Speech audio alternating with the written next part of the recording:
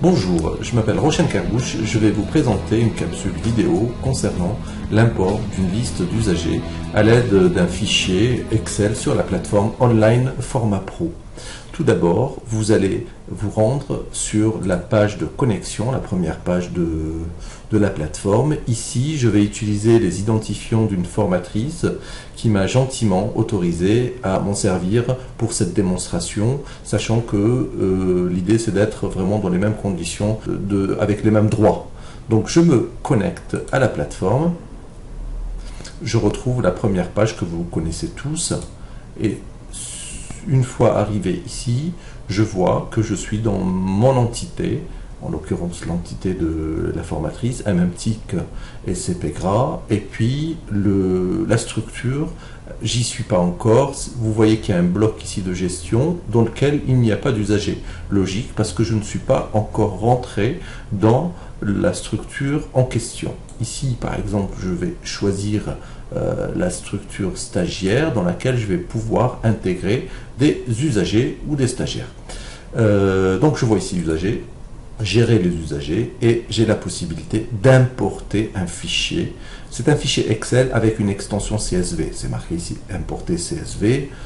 Ça n'a pas d'importance. Voilà, je clique dessus. Donc j'ai la possibilité de sélectionner mon fichier, simplement je ne l'ai pas encore créé. Donc nous allons voir la procédure, comment créer ce fichier dans lequel on pourra mettre 15, 20, 100, 1000 utilisateurs et les importer en une seule fois.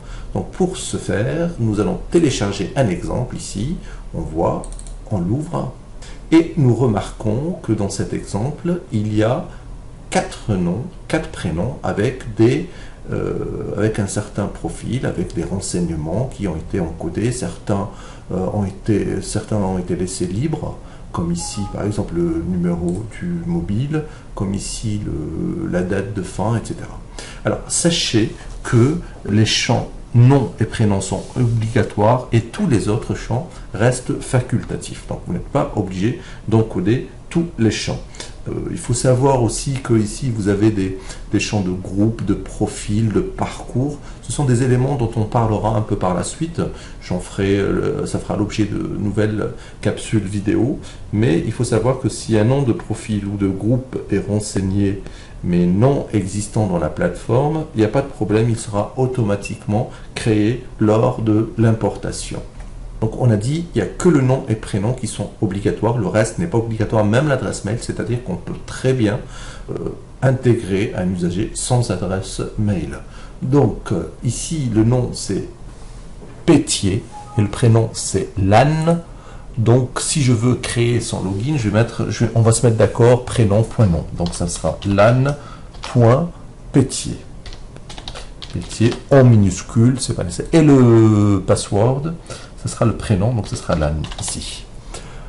Deuxième, Frédéric Morel. Frédéric Morel, attention, pas d'accent sur les logins et ni le password. Donc le password, ce sera Frédéric sans accent. Pour Julie Doucet, donc là, ce sera julie.doucet. Et son mot de passe, Julie. Dernier, Hugo Martin, Hugo.Martin. C'est juste une convention de prendre ces identifiants. Vous pouvez prendre les vôtres, mais on va se mettre d'accord pour qu'il y ait une certaine harmonisation dans les appellations, etc. Donc là, ce sera Hugo. Voilà. Une fois que les champs sont encodés, sont renseignés, j'ai terminé, c'est tout. C'est tout. Je vais pouvoir maintenant importer mon fichier en CSV. Pour ce faire, il faut cliquer sur Fichier, ensuite Enregistrer sous, et c'est là où justement vous allez devoir faire attention.